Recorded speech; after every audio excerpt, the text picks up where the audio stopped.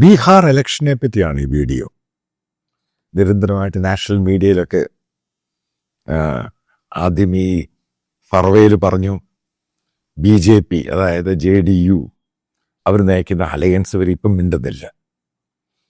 കാരണം ട്രെൻഡ് മനസ്സിലാക്കി. അതേപോലെ തന്നെ നാഷണൽ മീഡിയയിലെ പല ജേർണലിസ്റ്റുകളും, നിങ്ങൾക്കറിയാം, ഇവരെ പറയുന്ന ഗോധി മീഡിയ എന്നാണ്.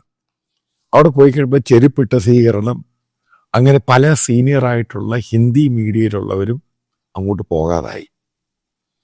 ശ്രദ്ധിച്ചോണം, മഹാഗഠബന്ധൻ എന്ന് പറയുന്ന കോൺഗ്രസിൻ്റെ അലയൻസ് പാർട്ട്നേഴ്സൊക്കെ അതിനകത്ത് പൂർണ്ണമായിട്ടും സീറ്റിൻ്റെ ഷെയറിങ് ഇന്ന് സെറ്റിൽ ചെയ്തിട്ടില്ല. അൺസർട്ടനിറ്റി ഉണ്ട്. പലയിടത്തും പറയുന്നുണ്ട് RJD കോൺഗ്രസുമായിട്ട് പലയിടത്തും ഫ്രണ്ട്ലി ഫൈറ്റിംഗ് ഉണ്ടാകും എന്ന് പറയുന്നു. അപ്പം ഇതൊക്കെ നിലനിൽക്കുമ്പോഴും ഒരു കാര്യം ഞാൻ വളരെ കൃത്യമായിട്ട് പറയാം, നിതീഷ് കുമാർ അവിടെ മുഖ്യമന്ത്രി ആവത്തില്ല. അവിടെ പല BJP സപ്പോർട്ടേഴ്സായിട്ടുള്ള ജേർണലിസ്റ്റുകളും കൃത്യമായിട്ട് പറഞ്ഞു, BJPക്ക് വോട്ട് കാട്ടേക. ഭയങ്കരമായിട്ട് പുതിയ ജനറേഷൻ ആൾക്കാരും, അതായത് നമ്മൾ ഈ പറയുന്ന ഏറ്റവും കൂടുതൽ BJPക്ക് ഇന്ത്യയുടെ സപ്പോർട്ട് വന്നത് ഈ 18, 40, 45 വയസ്സുള്ളവരുടെ ആ വോട്ടാണ് കയറി വന്നത്. പുതിയ ഇന്ത്യ. അങ്ങനെയാണ് മോദി ഒരു വലിയ സംഭവമായി മാറുന്നത്. ഈ ഇന്ത്യ എന്ന് പറഞ്ഞ് ഇത്രയും ജനസംഖ്യയുള്ള രാജ്യത്ത് അവരുടെ വോട്ടും കൂടെ കൊണ്ട് വന്നു കഴിഞ്ഞപ്പോഴാണ് മോദി ഒരു ഇന്ത്യയിൽ തന്നെ അൺഡിസ്പ്യൂട്ടഡ് ലീഡറായിട്ട് മാറിയത്. അതിൻ്റെ ഒരു ഷിഫ്റ്റ് നമുക്ക് ബീഹാറിൽ കാണാൻ പറ്റും. അപ്പം ഈ പറയുന്ന 10,000 രൂപ സ്ത്രീകൾക്ക് കൊടുത്തൊന്നും എഫക്റ്റീവായിട്ടില്ല. ആൾക്കാർ പറഞ്ഞു ഓക്കെ ഫൈൻ, ആ രീതിയിലാണ് പോകുന്നത്.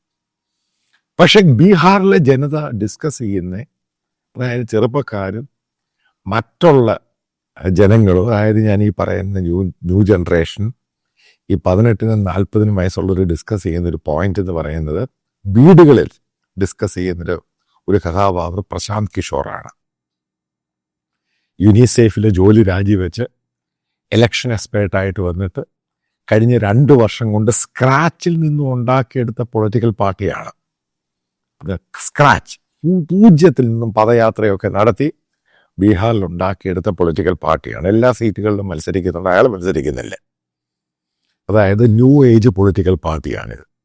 അത് ബീഹാറിൻ്റെ ചരിത്രത്തിൽ ഇത്രമാത്രം new age political party, traditional link ഇല്ല. എടുത്തിരിക്കുന്ന കാൻഡിഡേറ്റ്സ് ആണ് ഏറ്റവും രസകരമായിട്ട് എനിക്ക് തോന്നിയത്. അതായത് ബാക്ക്വേർഡ് ക്ലാസ്, അതായത് റിസർവേഷൻ അവിടെയുള്ള സീറ്റുകളിലെല്ലാം പൊതുവെ ഒരു പപ്പറ്റിനെ കൊണ്ട് അങ്ങ് നിർത്തുക ചെയ്യുന്നത്. പക്ഷേ ഇയാൾ അങ്ങനെയല്ല ചെയ്തിരിക്കുന്നത്. അവിടെ പലയിടത്തും കാൻഡിഡേറ്റ് ആക്കിയിരിക്കുന്നത് സിവിൽ IASലോ IPSലോ IRSലും ചില ആൾക്കാരൊരു ജോലി അവരെ കൊണ്ട് റിസൈൻ ചെയ്യിപ്പിച്ച്, അതേപോലെ പ്രഗത്ഭരും അറിയപ്പെടുന്ന ഒരു അധ്യാപകർ, ആക്ടിവിസ്റ്റുകൾ, ഇവരെ എല്ലാം കൂടി വെച്ചുകൊണ്ടാണ് അദ്ദേഹം അയാളുടെ എത്ര മുഴുവൻ കാൻഡിഡേറ്റ്സിനെ നിർത്തിയിരിക്കുന്നത്. അപ്പം അയാൾ പറയുന്നത്, പൂർണ്ണമായിട്ടും പറയുന്ന ചില കാര്യങ്ങളിൽ അവിടെയുള്ള ജനങ്ങൾ, ഞാൻ പല ആൾക്കാരോട് അഭിപ്രായം ചോദിച്ചു കഴിഞ്ഞപ്പോൾ ട്രഡീഷണൽ അല്ല, അതിൻ്റെ പേരിൽ സീറോ കറപ്ഷനാണ് പറയുന്നത്. ഒരു കാര്യം പറയാം, കഴിഞ്ഞ 20 വർഷം നിതീഷ് കുമാർ അവിടെ ബീഹാർ ഭരിച്ചിട്ട് നിതീഷ് കുമാർ പേഴ്സണലി ഒരു കറപ്റ്റഡ് പൊളിറ്റീഷ്യനേ അല്ല. സത്യമാണ് ഈ പറയുന്നത്. പക്ഷെ അയാളുടെ കൂടെ നിൽക്കുന്നവർ, അവിടെ സപ്പോർട്ട് ചെയ്യുന്ന BJPയും, അവിടുത്തെ BJPയുടെ സ്റ്റേറ്റ് പ്രസിഡന്റ് ആണെങ്കിലും മന്ത്രിമാർ, ഇവരൊക്കെ ഹൈലി കറപ്റ്റഡാണ്. ഹൈലി കറപ്റ്റഡാണ്. എല്ലാവർക്കും അറിയാവുന്ന വസ്തുതയാണ്. അവിടെയുള്ള BJPക്കാർ കുറേ ഹൈലി കറപ്റ്റഡ്, എല്ലാ കാര്യത്തിനും ഒരു പണം മേടിക്കും. അപ്പം ഇത് ഒരു പരിധിക്കുള്ളിൽ ഇതങ്ങ് ആൾക്കാരങ്ങ് മടുത്തു. അപ്പുറത്ത് ഭയം എന്ന് പറയുന്നത്, വീണ്ടും ലാലുവിൻ്റെ അതേപോലെ കഴിഞ്ഞ 15 വർഷം ലാലു നേരത്തെ ഭരിച്ച് അവിടെ മുഴുവനും ഗുണ്ടാരാജായിരുന്നു. അതൊക്കെ സത്യമാണ്. കാരണം ബീഹാറിനെ നേരിട്ടറിയാവുന്നവർക്ക് ഈ കാര്യങ്ങളൊക്കെ അറിയാം. അപ്പോൾ ഈ ഒരു തലത്തിൽ നിന്ന് ചിന്തിക്കുമ്പോൾ ബീഹാറിൽ ഉണ്ടാകാൻ പോകുന്ന ഉണ്ടായിരിക്കുന്ന പൊളിറ്റിക്കൽ പാർട്ടി, അതായത് പ്രശാന്ത് കിഷോറിൻ്റെ പൊളിറ്റിക്കൽ പാർട്ടി ആയിരിക്കും കിങ് മേക്കർ എന്ന് പല നാഷണൽ ഡെയിലീസ് റിപ്പോർട്ട് ചെയ്യാൻ തുടങ്ങി. കാരണം ആദ്യം ഇദ്ദേഹത്തെ പൂർണ്ണമായിട്ടൊക്കെ അവഗണിച്ചു. പിന്നീട് ഇയാളുടെ പ്രസംഗങ്ങളും സ്ഥിരം ഡിബേറ്റുകളും അതായത് ഹിന്ദി ലാംഗ്വേജിലും ഭോജ്പൂരിയും ഇംഗ്ലീഷും. ഭോജ്പൂരി അവിടുത്തെ ലോക്കൽ ലാംഗ്വേജാണ്. അപ്പം അതിലും പ്രാവീണ്യം, കാരണം ഹൈലി എഡ്യൂക്കേറ്റഡും കൂടാണ്. അപ്പം അത്രയും വന്നു കഴിഞ്ഞപ്പോഴത്തേക്ക് ബീഹാറിൻ്റെ ഒരു സ്ഥിതി എഡ്യൂക്കേറ്റഡ് വേഴ്സസ് അൺഎഡ്യൂക്കേറ്റഡ്, അതായത് വിദ്യാഭ്യാസം ഉള്ളവനും വിദ്യാഭ്യാസം ഇല്ലാത്തവനും തമ്മിലുള്ള ഫൈറ്റായി മാറി. ഇതിനകത്ത് RJDക്ക് ഇയാളെ ഒന്നും പറയാൻ പറ്റത്തില്ല. ഈ പറയുന്ന നിതീഷിനും പറയാൻ പറ്റത്തില്ല. കാരണം പറയുന്ന പോയിന്റുകൾക്ക് പ്രാധാന്യമുണ്ട്. അതായത് നിങ്ങൾ മനസ്സിലാക്കേണ്ട ഒരു പോയിന്റ് ഉണ്ട്. ഇപ്പം നമ്മുടെ കേരളത്തിലെല്ലാം കേൾക്കുന്നത് ഈ ബംഗാളി കമ്മ്യൂണിറ്റി അവിടെ ലേബറായിട്ട് വന്ന് ജോലി ചെയ്യുന്നു. പക്ഷെ ഡൽഹിയും ഹരിയാന, പഞ്ചാബ്, മറ്റുള്ള സ്ഥലങ്ങൾ, പല സിറ്റികളും നോക്കുവാണെങ്കിൽ ഏറ്റവും കൂടുതൽ ലേബറായിട്ട് വരുന്നത് ബീഹാറിൽ നിന്നാണ്. അവിടെ ഇത്രയും വർഷമായിട്ട് നമ്മളൊരു സംഭവം മനസ്സിലാക്കണം. ഈ ഏറ്റവും കൂടുതൽ IAS IPS ഒരു സമയത്ത് ഏകദേശം 20 വർഷം മുമ്പ് ഏറ്റവും കൂടുതൽ വന്നുകൊണ്ടിരുന്നത്, സിവിൽ സർവീസിൽ വന്നുകൊണ്ടിരുന്നത് ബീഹാറിൽ നിന്നാണ്. സത്യമാണ്. പക്ഷെ കഴിഞ്ഞ 20 വർഷം അവിടെയുള്ള ആൾക്കാർ ഈ സിവിൽ സർവീസ് ഇതൊക്കെ താല്പര്യം, അവർ കുടുംബമായിട്ട് ഈ സിറ്റികളിലോട്ടങ്ങ്, അതായത് ബീഹാർ ഒഴിച്ചുള്ള മറ്റുള്ള സിറ്റികളിലോട്ടും ഡൽഹിയിലോട്ടൊക്കെ അങ്ങ് മൈഗ്രേറ്റ് ചെയ്ത് കുട്ടികളെ പഠിപ്പിക്കാൻ. അങ്ങനെ എല്ലാവരും ഈ ഡൽഹിക്കാരും ഈ ബീഹാറി കമ്മ്യൂണിറ്റി ഉണ്ട്. പക്ഷേ അവർ ബേസിക്കലി ഡൽഹിയും മുംബൈ അങ്ങനെയുള്ള സിറ്റികളിൽ നിന്നാണ് പഠിച്ചിപ്പോൾ സിവിൽ സർവീസും ഇതേപോലെ IITകളിലും മറ്റുള്ളതൊക്കെ വരുന്നത്. ബീഹാറിൽ നിന്നല്ല വരുന്നത്. ആ ഒരു ചാമങ്ങ് പോയി. കാരണം ആ എഡ്യൂക്കേഷൻ്റെ ഒരു സംഭവം ഉണ്ടായിപ്പം ഏറ്റവും കൂടുതൽ സിവിൽ എൻജിനീയറിങ്, അതേപോലെ തന്നെ മറ്റുള്ള എക്സാമിനേഷൻ അവരെല്ലാം കോട്ടയില, രാജസ്ഥാനിലാണ് പോയി പഠിക്കുന്നത്. ഒത്തിരി മലയാളികളും പോയിട്ടുണ്ട്. അപ്പം ഈ ഒരു ഷിഫ്റ്റ് എന്ന് പറയുന്നത്, അപ്പോൾ അവർക്കെല്ലാം താല്പര്യമെന്ന് പറയുന്നത് ഒരു എഡ്യൂക്കേറ്റഡ് പേഴ്സൺ അവിടുത്തെ, അതായത് അവിടുത്തെ അൺഎംപ്ലോയ്മെൻറ്റ് വലിയ പ്രശ്നമാണ് ബീഹാറിലെ അൺഎംപ്ലോയ്മെൻറ്റ്. കാരണം ഒരു നിവൃത്തിയും ഇല്ലാതെ അവിടെ ജോലി ചെയ്യാൻ അവിടെ ഫാക്ടറിയും ഇല്ല, ഒന്നുമില്ല, ഒരു കുന്തവും ഇല്ല. സ്റ്റാർട്ടപ്പുകളില്ലാത്ത ഏറ്റവും കുറച്ച് സംഭവങ്ങൾ ബീഹാറിലാണ്. അപ്പം അവിടെ അഗ്രികൾച്ചർ സ്റ്റേറ്റ് ആണ്. പക്ഷെ അതിനെ മാറ്റാനൊന്നും ഈ പറയുന്ന നിതീഷിനെ കൊണ്ടൊന്നും പറ്റിയില്ല. അത് സത്യമാണ്. അവിടെ ഇഷ്ടം പോലെ റോഡുകളും വൃത്തിയുള്ള റോഡുകളും ഒക്കെ ഉണ്ടായി. ഇതൊക്കെ കാര്യം കറക്റ്റാണ്. പക്ഷെ അൺഎംപ്ലോയ്മെൻറ്റ് പറയുന്ന വിഷയത്തെ അത് അഡ്രസ്സ് ചെയ്യാൻ പറ്റാത്തപ്പോഴാണ് ഈ ചോദ്യങ്ങൾ ഉണ്ടാകുന്നത്. അൺഎംപ്ലോയ്മെൻറ്റ് റേറ്റ് ഭയങ്കരമായിട്ടങ്ങ് കൂടി. അപ്പം അതുകൊണ്ട് നമുക്ക് ഈ സോഷ്യൽ മീഡിയയിലൊക്കെ ഏറ്റവും കൂടുതൽ കാണുന്നത് ഈ പ്രശാന്ത് കിഷോറിൻ്റെ ബൈറ്റുകളും അയാൾ ഈ പറയുന്ന പ്രസ്താവനകളും അതിനെത്ര പ്രാധാന്യമുണ്ടെന്ന് അതായത് മനസ്സിലാക്കാൻ പോകുന്നത്. ഇപ്പം ഞാൻ ഈ കൺക്ലൂഡ് ചെയ്യുന്ന ഈ വീഡിയോയ്ക്കകത്ത് പ്രധാനപ്പെട്ട പാട്ടെന്ന് പറയുന്നത്, ഇപ്പോൾ അവിടെ ഈ മഹാഗഠബന്ധനോ അല്ലെങ്കിൽ BJPയും JDUവും കൂടെ ഒരുമിച്ച് വരുമ്പോൾ ഇവരൊക്കെ ചിലപ്പോൾ അവർ മന്ത്രിസഭ രൂപീകരിക്കുക, ഇപ്പുറത്ത് മന്ത്രിസഭ രൂപീകരിക്കാം. പക്ഷെ ഞാൻ കാണുന്നൊരു സംഭവമുണ്ട്. ഈ ബീഹാറിൽ ഉണ്ടാകാൻ പോകുന്ന അസംബ്ലി ഇലക്ഷൻ്റെ റിസൾട്ട് വരുമ്പോൾ ഈ പ്രശാന്ത് കിഷോർ അവിടെ മന്ത്രിസഭയൊന്നും രൂപീകരിക്കത്തൊന്നുമില്ല. കാരണം അത്രമാത്രം കാരണം ഗ്രൗണ്ട് ലെവലിലോട്ട് ഇറങ്ങാൻ സമയമെടുക്കും. പക്ഷേ അവിടുത്തെ ഒരു പ്രധാനപ്പെട്ട പ്രതിപക്ഷമായിട്ട് പ്രശാന്ത് കിഷോർ മാറുവാണെങ്കിൽ വരാൻ പോകുന്ന 3, 4, 5 വർഷം കഴിയുമ്പോൾ ആ പൊളിറ്റിക്കൽ പാർട്ടി ആയിരിക്കും ബീഹാർ ഭരിക്കുന്നത്. ആ റിഫ്ലക്ഷൻ, അതിൻ്റെ റിയാക്ഷൻ ഉറപ്പായിട്ടും അത്രമാത്രം അവിടെ മുന്നേറ്റം ഉണ്ടാക്കിയാൽ UPയിലും ഉണ്ടാവും.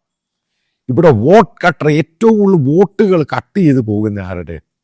BJPയുടെ, JDUവിൻ്റെ അല്ല BJPയുടെ. കാരണം BJPക്കാണ് ഏറ്റവും കൂടുതൽ സാധനം. JDUവിന് അത്ര വലിയ സ്വാധീനമൊന്നുമില്ല ബീഹാറിൽ.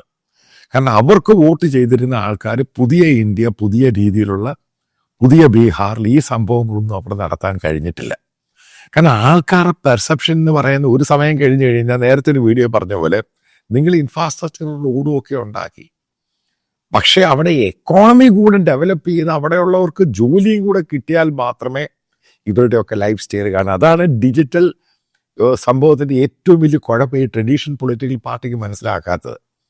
അവരും മറ്റുള്ള സ്ഥലങ്ങളും മറ്റുള്ള ലോകവും കണ്ടുകൊണ്ടിരിക്കുക എന്തവിടെ മാറ്റമുണ്ടെന്ന്. ആ മാറ്റങ്ങളൊന്നും ആ സ്റ്റേറ്റിലും ആ സിറ്റികളിലും ഒന്നും ഉണ്ടാവില്ല എങ്കിൽ, അല്ലെങ്കിൽ അവരെ ഫെസിലിറ്റേറ്റ് ചെയ്ത് കൊടുക്കാൻ സാധിക്കുന്നില്ലെങ്കിൽ അത് ക്വസ്റ്റ്യൻ മാർക്കാണ്. ഇതിനെ അഡ്രസ്സ് ചെയ്യാൻ കഴിയാത്തിടത്തോട് കാലം ഉറപ്പായിട്ടും ട്രഡീഷണൽ കൺവെൻഷണൽ ആയിട്ടുള്ള പൊളിറ്റിക്കൽ പാർട്ടിക്ക് അടി കിട്ടും.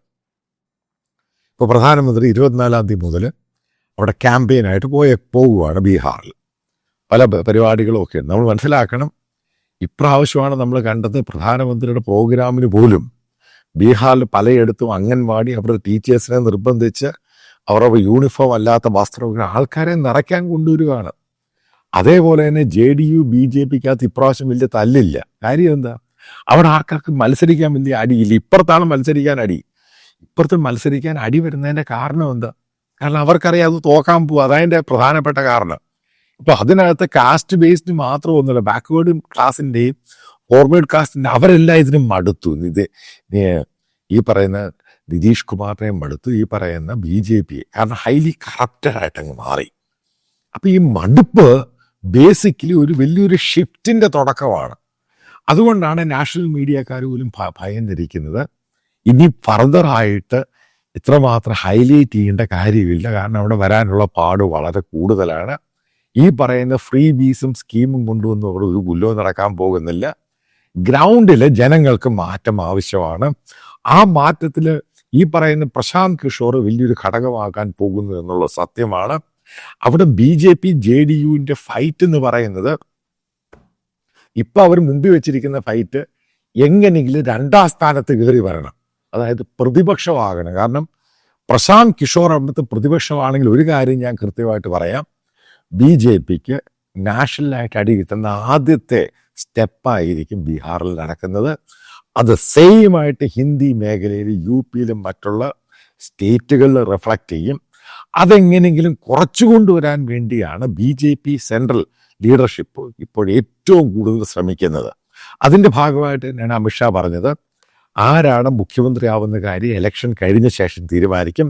പക്ഷെ അതിൻ്റെ മറ്റൊരു ഘടകകക്ഷിയായ ചിറാഗ് പാസ്വാൻ പറഞ്ഞു, അതല്ല, നിതീഷ് കുമാർ തന്നെയായിരിക്കും. ഇവർക്കൊക്കെ കൃത്യമായിട്ട് അറിയാം അയാൾ വരുത്തില്ല, BJPയോട് അധികാരത്തിൽ വരുത്തില്ല, അതിൻ്റെ സാധ്യതകൾ കുറവ്. അതല്ലെങ്കിൽ വോട്ട് കട്ടിങ് ഏത് രീതിയിൽ മാറിപ്പോയി, ഈ മറ്റുള്ള ഫോഴ്സുകൾ എത്രമാത്രം വോട്ട് പിടിക്കുന്നു, ഇതിനെ ആശ്രയിച്ചായിരിക്കും ബീഹാർ പൊളിറ്റിക്സുമായിട്ട് ബന്ധപ്പെട്ട് ഫർദറായിട്ട് കാണാൻ പോകുന്ന പ്രധാനപ്പെട്ട ഡെവലപ്മെൻറ്റ്.